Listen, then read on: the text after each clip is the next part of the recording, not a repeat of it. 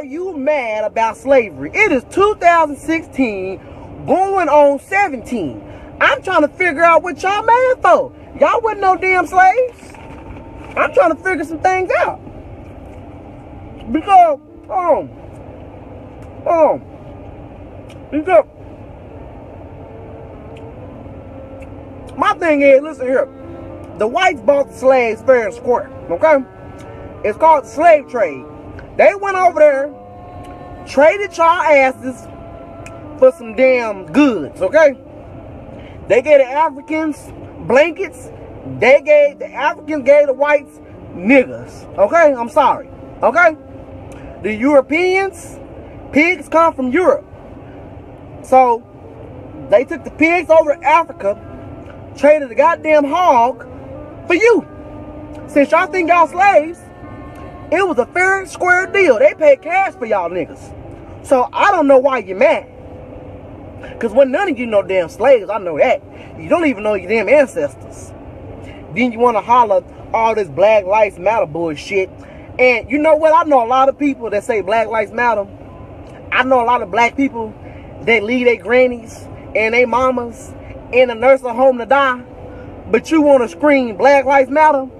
You don't even care about your damn mama's life. So, when y'all move back to Africa, let me know how Farrakhan treat y'all.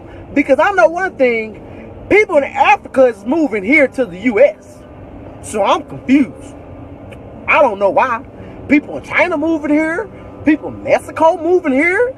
If America that goddamn bad, why the fuck everybody moving here?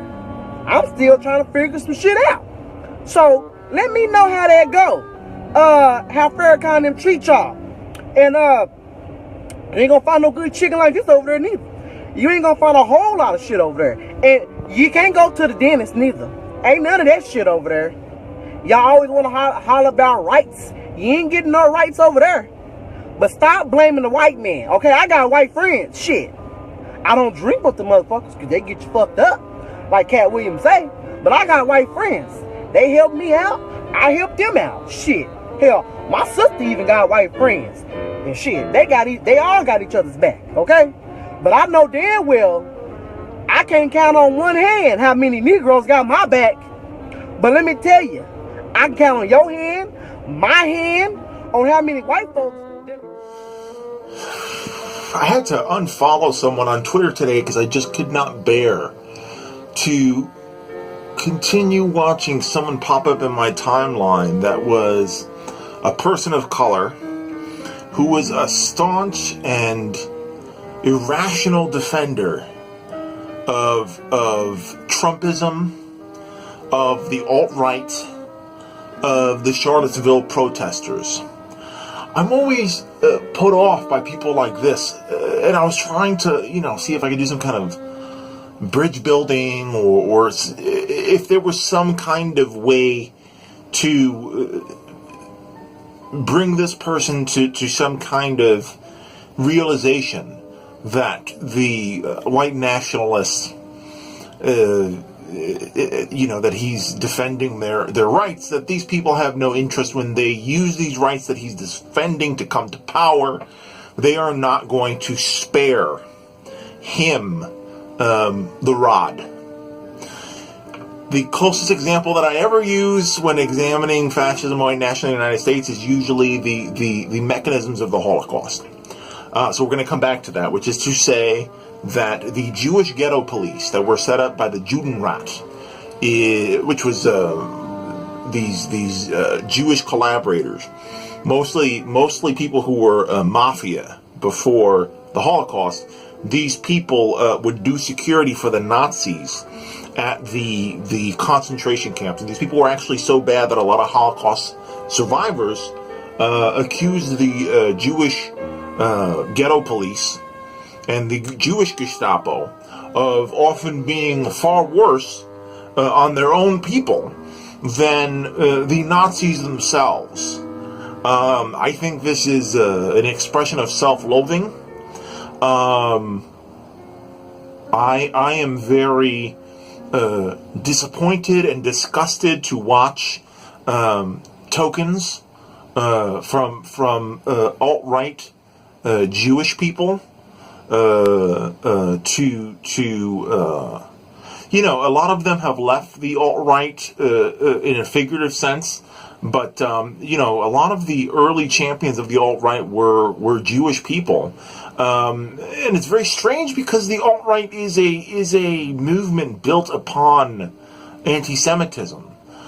They hate black people. They hate, you know, Latinos, Muslims, all these people. But there's always a grand Jewish malefactor.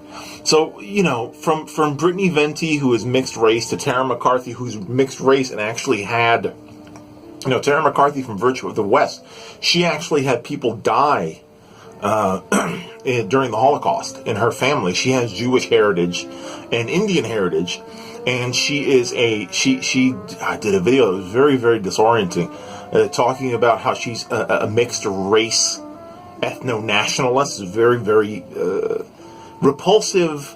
And you know, Tara McCarthy, she has that Scientology spaciness, that sort of cult brainwash. Look, you know, if you're collaborating with these people, if you're a black alt-right apologist, and you're making your YouTube money, and you're getting your Twitter followers, and they're patting you on the head and talking about you're one of the good ones. The same thing with recently there was a controversy about the Charlottesville rally that got somebody fired from the rebel media. Faith Goldie. She was one of their big correspondents, and she took her dumb ass on one of these Nazi Daily Stormer podcasts, where she said some wishy-washy stuff about the Holocaust. Now, aside from that, she was told to not go and participate. She calls it covering, but she was told to not go and participate in the Charlottesville rally. And she thought to herself, the money is in pandering these Nazis. This is my audience after I leave the Rebel. The Rebel, which is run by Ezra Levant, who's Jewish, abandoned the alt-right once they became explicitly anti-Semitic. Ezra Levant is a profiteering conservative con man, but Ezra Levant, as a Jew, knows well enough that when the real Nazis land in Charlottesville, they're not going to spare his ass. When you know, the gas chambers open, you know, he might not be at the front of the line, but just like, you know, if you examine if you examine the history of Jewish collaborators, the Jewish ghetto police were liquidated during the Holocaust with all the other Jewish people that they threw under the bus. They were thrown in the ovens right behind them. When the deportations start, they're going to put that guy T's black buttocks on the boat with all the Black Lives Matter protesters that he hates. They're going to put him on the boat. Tara McCarthy's quarter Indian, quarter Jewish ass is going to go wherever they put, you know, her 50% white blood isn't going to mean jack shit to these Nazi frogs. No amount of championing or filleting or defending the rights of these, you know, these race purists, they're not going to remember you. Brittany Venti, who ran one of those, I think it was 23andMe genetic tests, she's going down the same path. She thinks it's a free ride to sit her quadroon ass down on her streams and, you know, fleece the super chat while she, you know, cam girls ideologically for these Nazis, and then pat her on the head. But I'm telling you that the world that they want to bring, because again, I guarantee you that she does not think that the alt-right's ever truly going to come to power. She's just fleecing morons.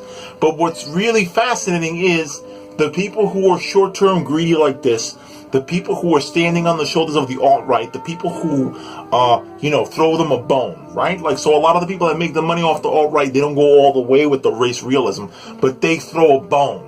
You know what I mean? That cliched talking point about, you know, I don't agree with white nationalists, but they should be free to do white nationalism. You know, they should be able to organize and propagate and, you know, agitate for a Nazi state. in the United States of America to restore segregation and to defend the Confederate legacy, because the South will rise again. And a lot of these half-liberal morons like Sargon and Dave Rubin, who's, you know, a deeply self-hating Jew, they are doing this Patreon hustle because they don't really take the alt-right seriously. They've said it themselves. The shitlers do not take the alt-right seriously, with very few exceptions. Recently, some of them have started to lean into the alt-right as the alt-right start becoming more active and more public.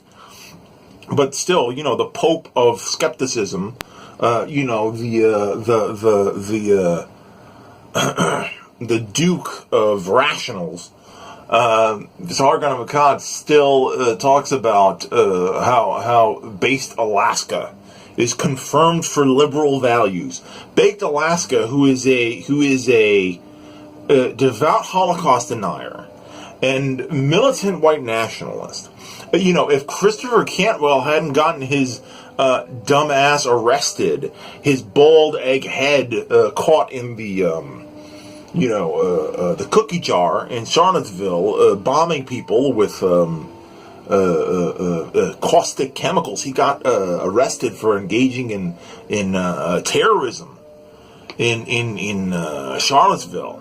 And for sort of, showing himself up in that Vice video, and he, boohoo, and they dragged his ass from a bus stop into jail. So, it's all fun and games until the people that are putting money in your Patreon, get somebody, like Cantwell said, further to the right of Donald Trump that won't give their daughter to a Jew. When the real Hitler comes, and Trump is not the real Hitler. Trump is the king of the Weimar Republic, the Weimar Republic. How do you pronounce that? I can't pronounce German things. He is the precursor. Trump is liberal compared to the real Hitler who will come once the neoliberals, like Trump, like Clinton, like Obama, once the corporate Democrats are done robbing the cookie jar and the corporate Republicans are done robbing the cookie jar, the capitalists in the ruins of the American economy will then hand the reins to someone who makes Richard Spencer look like a hippie. And then you can use your Patreon money to attain refugee status in some country where they're not committing a fucking Holocaust.